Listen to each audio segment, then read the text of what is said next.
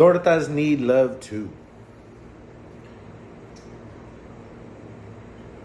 Here's my problem with tortas. I think calling anyone out of their name in a way that they haven't told you is acceptable to them can be considered offensive. It's dehumanizing. You've reduced that mother, that doctor, that lawyer, that grandmother, that wonderful cook to their appearance. And I think people can get offended by it in an optically and calculated, convenient way for the sake of appearing supportive of diversity, equity, and inclusion, or standing up for their people.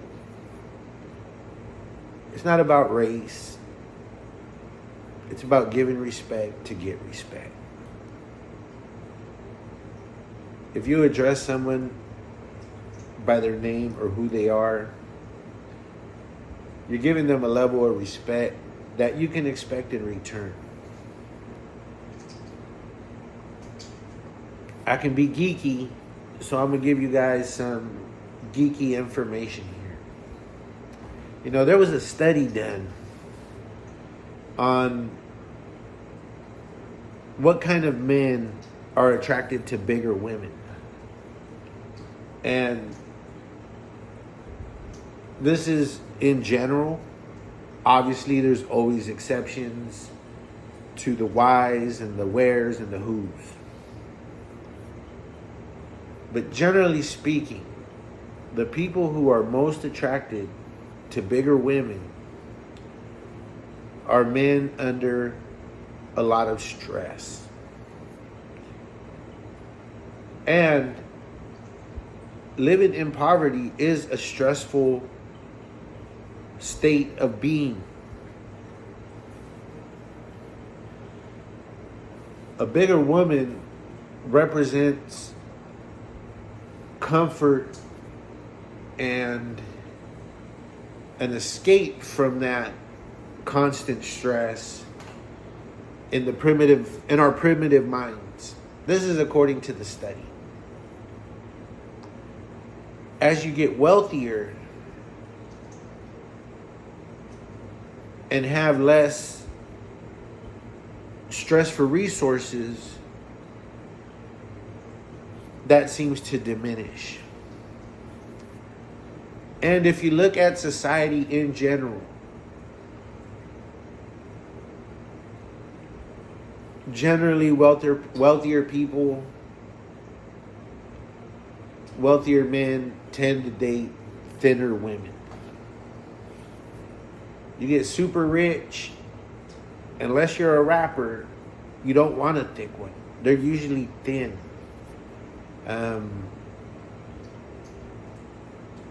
so I thought I would just share that that tidbit of information from one, maybe two studies. So really, if there's one study done, even though it's a scientific study, your confidence should grow as more come out in support of that. I think I might have read of two of them that were like that. And you could Google it.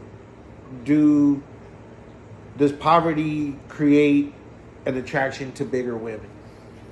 So that's me being geeky. Just sharing some, being a Cliff Clavin. It's a little known fact. But as far as the label torta, I've always shunned from labels. I think, we got one life to live, and as much as we can celebrate our individuality, who we are, who we'd have to offer, that's living, that's being in the moment. When you call someone a torta, you're not present in who they are, what they have to offer the world. You're just looking at this figure. And that's my 2 cents on it. I hope you guys have a wonderful day. And that's it. As far as the food, I love tortas. When I would go to Mexico, one of my grandfathers lived a block from the plaza. The other one, you had to walk all the way up the cerro to the camuchin, which was this tree. And so I would go at night.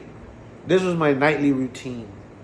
I would go to this like ice cream shop that sold tortas.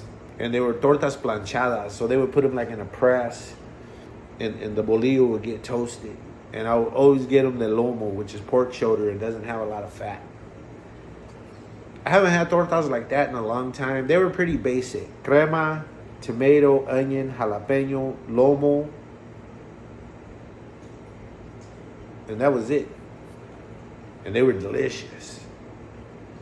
And then I go home later that night. Or before I left, actually, a guy selling mangoes would come by. There were no fruit vendors here in the U.S. yet, except maybe in East Louis.